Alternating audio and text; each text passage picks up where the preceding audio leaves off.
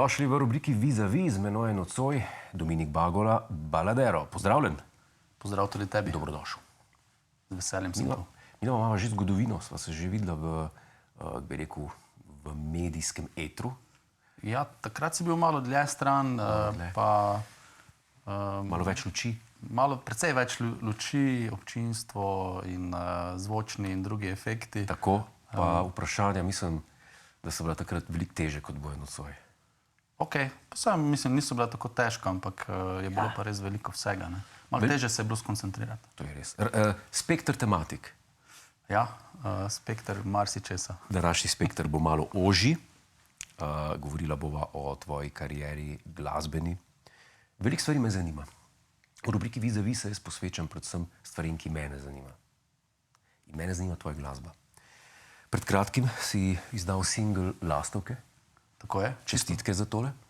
Hvala. Spot je, kako bi rekel, spot vzbudi nostalgijo tudi človeku, ki ni z vaših koncev. To je lepo slišati. To je bil tudi namen te skladbe v celoti, pa tudi te vizualne spremljave. Sem hotel, da bi nekako zares izpadlo čisto pristno naše Goričko. Goričko. Ja. Kdaj se ti je porodila ideja za ta, oziroma kako se ti nasplošno, kakšen je tvoj delovni proces za nove skladbe? Ponavadi postanem zelo tečen. Tečen? Wow. Ker se nekaj rojeva. Okay. Se pravi, kako se temu reče, menjave razpoloženja, ne tako kot zdajle menjave vremena. Potem čutim, da nekaj tli, da je to neka inkubacijska doba, nečesa, kar bo zdaj prišlo skozi eter do mene. Pa če imam takrat srečo, kar ponavadi je tako, ker veliko sedim za klavirjem, ali pa včasih tudi peš, recimo, kaj zamrmram, pride melodija, pride besedilo, pride neka tema, s katero se ponavadi ukvarjam, mogoče še kaj iz globočin podzavesti, ki je pač itak tudi seveda nek vodnjak navdiha in potem se pač zgodi. Je pa tako, da jaz ustvarjam v bistvu po sistemu, po nogometnem sistemu. Kaj to pomeni? To pomeni, da zelo veliko ustvarjam in rodi se veliko skladb. Ampak to ne pomeni, da grejo vse pač takoj naprej. Imamo pač ligo, imamo kvalifikacije, imamo potem polfinale oziroma seveda osmino finale, četrtfinale. In pač, da skladba pride v studio, pomeni, da mora pri meni kar dozoreti. Se najprej jaz z njo mogoče celo samo maltretiram. Veliko poslušam, poskušam začutiti, ali je to nekaj, kar želim spraviti tudi med občinstvo. Na tak način delam. Se pravi, izmed vsega opusa, ki ga narediš in ga recimo pustiš ležati, koliko procentov gre potem dejansko naprej? A je kakšen procent, a je kakšne delo, ki te, ne vem, rečeš, to pa ni bilo dobro, to je bila pa slaba ideja? Zaenkrat se mi še ni zgodilo, da bi slaba ideja prišla v studio in bila potem izdana. Pa tudi zdaj tako za nazaj, ko jih poslušam, mislim, da tega nikoli si ne rečem. Mogoče se mi bolj zgodi, ker sem kot pač avtor dostikrat raziskujem tudi različne žanre, se mi mogoče zdi bolj, da to pa mogoče ni Baladero, oziroma to mogoče nisem jaz. In potem pač to pustim ob strani. Je pa res, da vsekakor pač ko to skladbo, recimo temu, mariniraš, preden jo daš na žar, zdaj je tako obdobje, da je to dobro povedati. Pač, če pač začutiš, a zdaj po tem obdobju, ko se uleži, a to še zmeraj ima tisti prvotni naboj. Se mi zdi, da se ti v žaru tega navdiha dostikrat zgodi, da si misliš, recimo, ne vem, drug dan, res je dober komad, res je dobra skladba, potem si cel navdušen, čez 2 tedna, pa ni temu nujno tako, Tako da potrpežljivost je ena taka dobra vrlina pri ustvarjanju. Zanimalo me je to, ker res včasih, ker pišem te romane in včasih kaj napišem, pa pustim odležati, pa potem v času, ko pozabiš že, kaj si napisal, pogledaš spet, pa je tist, pa ne najdem zdaj slovenske besede za cringe, ampak kaj sem si pa tle razmišljal. Ampak zanimivo slišati, da v glasbi ni tega občutka čist na ta način, češ. Tudi ne more biti po eni strani, gre za glasbo, ki je drugače kot neka literatura ali pa neka samoizpovednost. Mislim, da tudi cringe se lahko v glasbi zgodi, pač imaš definitivno pač kakšne aranžmajske in tudi siceršnje prijeme, ki te hitro postavijo v to.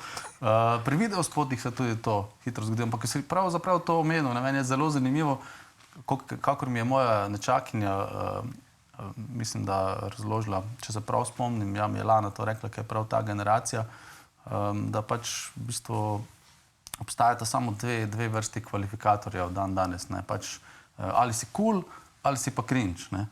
Tako da upam, da sem vsaj nekje vmes s svojim opusom. Kaj pomeni, da je vmes vse neopazno? Ja, dobro vprašanje. Ne, definitivno se nagibam vedno proti tej cool strani. Ne. Pač itak, če si z Goričko doma, pa če si Prekmurec, si že sam po sebi cool. Recimo temu, ne, tak. To si zdaj dobil pač vse točke od lokalnih.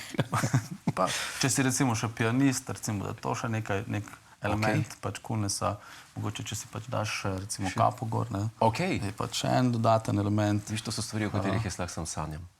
Mislim, kapa bi ti mogoče pristajala. Jaz sem pogojen samo takole v obleki. V civilu že ne. Ampak uniforma mora biti, ne? Uniforma mora biti na neki strani. Je to drugače tvoj signature look prepoznavn? Ja, zdaj že nekaj časa je. Te suknjiči pač so tudi tisti suknjiči, ki jih recimo sicer v civilu ali pa sicer ne nosim, ne? Samo za posebne priložnosti. Ja, ampak mogoče zdaj spet ta moment cringe ali cool. V bistvu, jaz mislim, da zato, da si opazen, moraš biti na dolgi rok avtentičen, ne? Spravi, pač svojo špuro furaš. To ljudje prepoznajo. In to se meni zdi, da, oziroma na to sem recimo ponosen pri Baladeru, kot mojemu umetniškemu podpisu. Zdaj, veliko glasbenikov, mislim, veliko, če ne celo vsi, začnejo svoje kariere tako, da imajo eno figuro, bi rekel, vzornika, nekoga, po katerem se, ne vem, vsi garage bendi imajo verjetno neke bende, ki jih hočejo emulirati, pa to je pri tebi, kolikor sem jaz razumel, je bila ta glasbena pot drugačna. Ti si prišel v stik z glasbo, pa ne samo ti, tudi tvoja družina, zelo zgodaj, v cerkvi orgle. Tako je. Stari starši so bili pevci na koru. Tudi moj stric Viktor, pač, se pravi, so bili tak trio, Štefan, Pišta, Frida in Viktor, so res zveneli pač tam skoraj dol. In jaz sem pa pač, ker smo imeli gostilno, sem velikokrat sedel zraven organista, da me je pač nekako on pazil. In sem pač seveda pritiskal napačne tipke, ponavadi, ne. Priznam, da pri tistih letih, oziroma nasploh zdaj nekega absolutnega posluha, recimo, da nisem imel, ne, čeprav imam seveda posluh. Ampak bile so pač napačne tipke, ali me je pa že takrat vleklo bolj proti jazzovskim harmonijam. In organist je rekel, a bi lahko mogoče pač ga dali v glasbeno. Pa tudi meni so bile orgle tako res wow, se pravi ta cela vehemenca tam zadaj, piščali. A so bile tam ta prave velike orgle? Ta prave, ja, ta prave. Ta prave, tako kot morajo biti.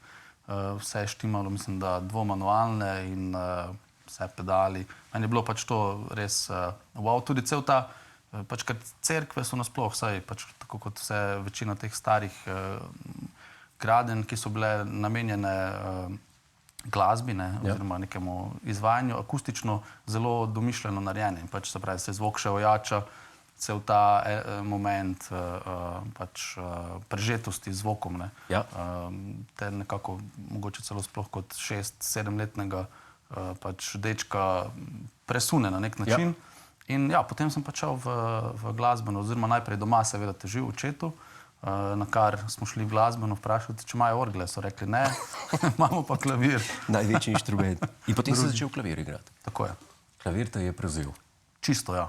Ampak niste ga pa imeli doma takrat? Nismo ga, ne. Smo ga čakali, naročili smo ga, ampak takrat je bila še Jugoslavija in je bilo treba čakati Verjetno, ja.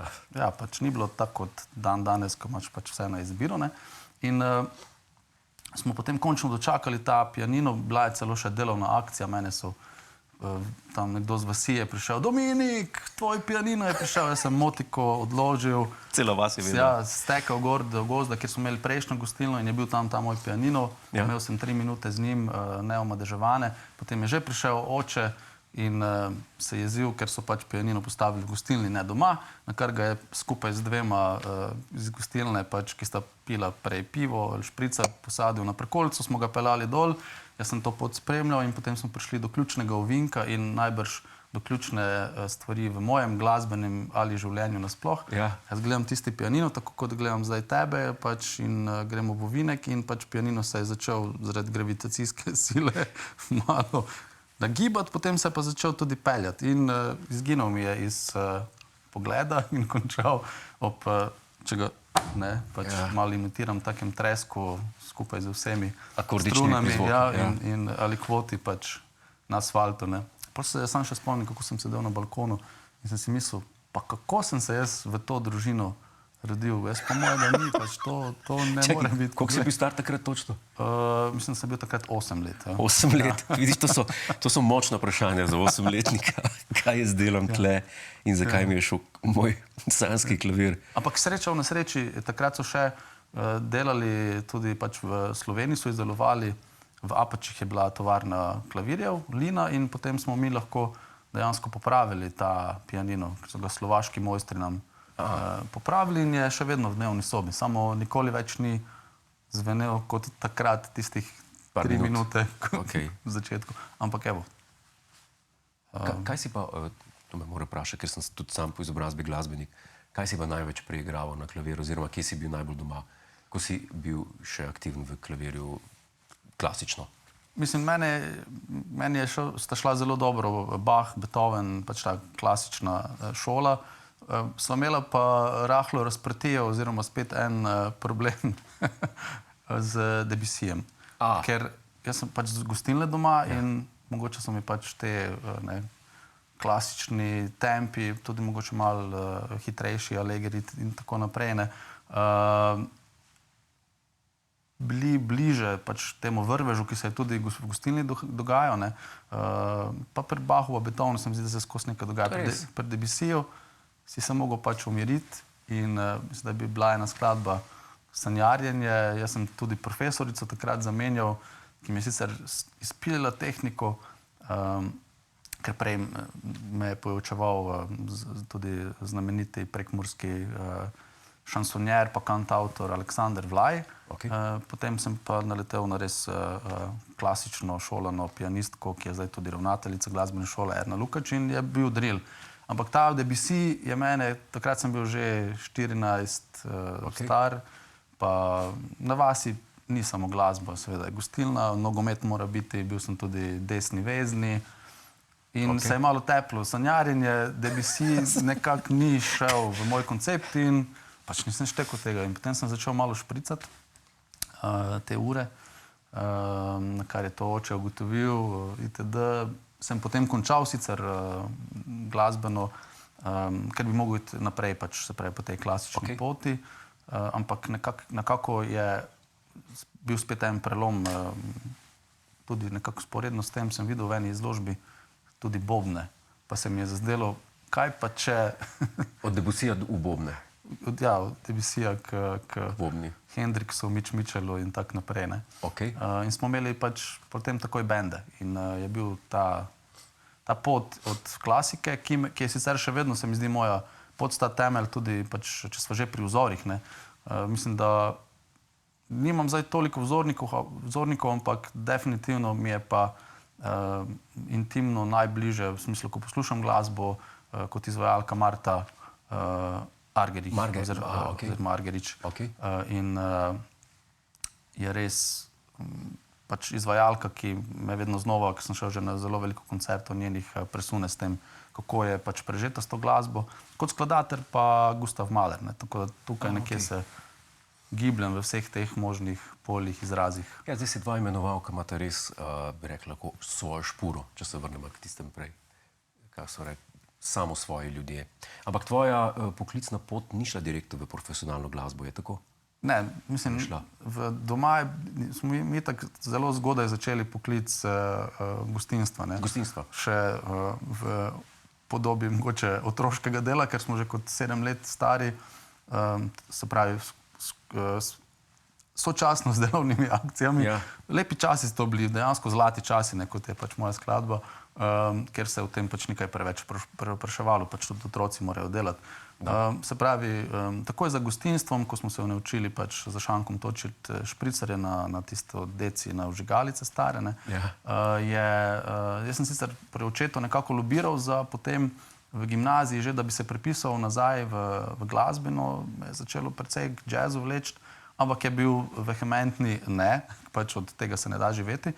Tako da sem potem nekako zašel tudi v komunikacije, se pravi tekstopisje, v oglaševanje, ki je spet en družinski posel. Ne. Ja.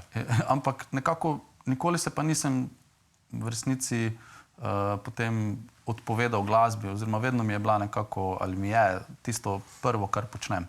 In sem vesel, da sem potem pač skozi ta desetletja prišel do tega, da je na nek način tudi moj prvi poklic. Zdaj po vsem tem času. Ne. Sodeloval si z vsemi možnimi mednarodnimi glasbeniki, slovenskimi glasbeniki. Prvo ploščo si posnel v Miamiju. Tako je. Kakšna je bila ta izkušnja? Miami, vroče, soparno, ampak predvsem na plaži sem bil samo 2 uri, ker sicer sem bil v studiu. Tukaj je šlo v bistvu precej po naključju, ker sem bil prej že bobnar v skupini z zanimivim imenom Psycho Path. Psycho Pomišljaj Path. Psycho Pomišljaj Path, pač znana prekmurska alternativna skupina, s katero smo v bistvu skoraj pol Evrope obredli, pa zadnji album sem jaz pač takrat bobne posnel. Ampak to mi je bila neka šola rock'n'rolla, recimo temu. In delali smo v bistvu z istim producentom, s katerim sem potem jaz tudi prvi album Club Deuce, se pravi, ustvaril, Bobby McIntyre. In ja, ta en mesec, najprej naj bi bila 2 tedna v Miamiju, na kar se je to sprevrglo v mesec in pol, zelo zanimiva izkušnja. Predvsem ta ameriški spet pristop k temu, se mi zdi, da glasbo res jemljajo tudi pač to studijsko snemanje, pač res resna stvar, ne greš do konca, ni polovičarstva, ne gremo domov, ni vmes pauze, se pravi, tist mesec... Ni bolniške. Ni bolniške, tist en mesec se ustvarja album. Ta producent ima tudi zanimive nočne ure, podobno vzdušje kot danes pri tebi je, pač malo temačno, ampak bolj rdeče sicer, ker je bilo veliko rdečega žameta. Ampak ja, super spomin na to in se mi zdi, da takrat sem dobil v bistvu to tudi ne zgolj potrditev, ampak to res dodatno željo, da bi pa to jaz počel tako resno, ne zdaj pač samo en album, ampak se mi zdi, da mi je prišlo v kri tudi v Miamiju. Ne. Te zanima ameriški trg tudi kot trajno, da bi se mogoče skoncentriral tam? Pa, jaz sem imel na srečo pač to izkušnjo Amerike že zelo zgodaj. Potem naslednji album Perfect You sem snemal celo z nemškim producentom Uwe Bossertom, ki je sicer kitarist skupine Raymond, pa se pravi, je bil stik z nekim tem širšim evropskim trgom.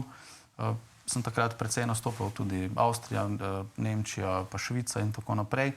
Ampak moram reči, da mogoče obratno, ne, pri meni pot šla malo drugače. Sem s tistimi stvarmi začel, pa mi je potem, sploh ko se je rodila skladba Zlati časi, ki je pri nas kar lepo odzvenela, mi je postalo udobneje, zdaj ne vem, če to najbrž ni njih najbolje, ne, ker može vedno iti iz cone udobja, ampak sem se počutil udobneje in se še počutim udobneje, ko nastopam doma. Zaenkrat me, ne vem, ne vleče zdaj več k tem nekim osvajanjem sveta. Bolj me vleče k osvajanju, zdaj to se bo mogoče zdelo malo čudno, ampak nekega tega notranjega izraza, se pravi, svojega stila, da se res izkristaliziram to. In tudi ne vleče me več k ustvarjanju v tujem jeziku, ker prva 2 albuma sta bila pretežno v angleščini. Zdaj zadnji singel ima že po naše popejebljen, se pravi, ima prekmursko narečje in ne vem, nekako sem se kar najdel v tem in sicer, če bodo stvari tako nanesle, seveda z veseljem turneja po vzhodni in zahodni obali, ne, ne zgolj Slovenije, ker pač jaz vedno pravim, da čeprav je nam morje odteklo, imamo tudi Prekmurci še vedno malo Primorcev Vzhodna, zahodna obala. Najprej si mislil, da govoriš o Tržaškem zalivu, pa o Balatonu. V bistvu, ja, hvala, da si to dopolnil. Zanima me eno mogoče filozofsko vprašanje, malo bolj za na konec. Slovenski glasbeniki tako radi govorijo, da se od tega ne da pri nas živeti in tako naprej in tako dalje. Kako se tebi zdi, da vpliva to na bodočnost slovenske ustvarjalnosti? Ker poznam kar veliko glasbenih ustvarjalcev in moram reči, da ne razmišljajo vsi tako kot ti v smislu, da ne pa delati muziko zato, da se bomo izpovedali, ali pa ker imamo dobre ideje, ampak gledajo, kako zaslužiti. Meni se zdi, da izvor ustvarjalnosti pri jaz se bom pa izpovedal, jaz pa hočem zaslužiti, ni isti, ne? Ja, tu smo vsi nasploh pri nekem vprašanju odnosa naroda do kulture in umetnosti. Prav, ko smo imeli tudi pač ta referendum in tako naprej. Zdaj, jaz mislim, da za karkoli v življenju, če hočeš od tega živeti, se moraš boriti, ne? Pač noben kruh ni lahek. Jaz sem se pa že dolgo nazaj odločil predvsem, da bom živel za glasbo, ne? Se mi zdi, da potem to pride nekako zraven. Če pa zdaj preveč preračunavaš pri tem, koliko in kaj boš zaslužil, je pa mogoče boljše, da pač postaneš borzni posrednik ali pač... Javni upravi. A javna uprava, mislim, ja, če potem dobro vlagaš, pa se da, ne. Sicer pa pač tam zdaj, recimo, da prideš na neko točko zaslužka povprečnega glasbenega ustvarjalca v Sloveniji, ne. Če zdaj špekuliram. Ne, meni se zdi, da nikoli ni dobro preveč.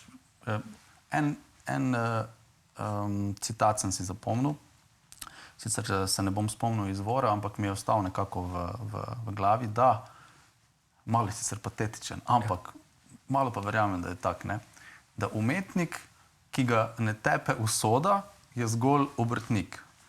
Zdaj, to si lahko razlagal na veliko načinov. Sicer mislim, da moraš biti tudi zelo dober obrtnik, če hočeš dobro ustvarjati, ne, ampak vseeno si pa moraš pustiti malo te magičnosti, malo tega, da ni vse preračunano na poti, ne, pač umetnika. Jaz se pač dojemam predvsem pač kot avtorja, kot kantavtorja. Zdaj, če bi si dal pridevnik umetnik, to naj drugi sodijo o tem, ampak umetnosti, pač, če hočeš ustvarjati, moraš pač pustiti skozi sebe prosto pot, ne. Zdaj, se mi zdi, da so tu potem neki klasični kvalifikatorji, ki veljajo za druge kariere in poklice odveč. Bi si pa mogoče želel, ja, več tega poguma, nasploh mogoče na naši sceni, čeprav tudi novi val, nove generacije, se mi zdi, da se vse manj ozirajo na to. Ne nazadnje pač živimo v globalni vasi, ampak ja, mogoče bi bilo fajn, da nasploh vsi skupaj malo bolj živimo v tej državi za umetnost, za glasbo, za v bistvu naš ta nek pristen izraz naše kulture in potem vse ostalo tudi pride. Umetnika tepe usoda. Veš, kaj pa mene tepe? Oglasi, ki jih moram zdaj napovedati, časa nam je zmanjkalo. Najlepša hvala, da si bil naš gost. Hvala tebi. Bi si želel s teboj pogovarjati še naprej, ampak to so te pogodbene obveznosti. Lahko pa prideš oziroma pridete na kakšne koncerte, ne? Z največjim veseljem. Z največjim veseljem. Veliko sreče še naprej, veliko sreče z novim singlom in komaj čakamo spet kaj novega. Hvala. Upam, da še daj prideš. Mi pa se vrnemo takoj po oglasih, z nami bosta še korespondent Žirjal in korespondent Luki. Čez nekaj trenutkov. Hej, preden greš, klikni tukaj in se naroči na naš YouTube kanal, imamo pa tudi TikTok, Instagram in Facebook, tako da le urno.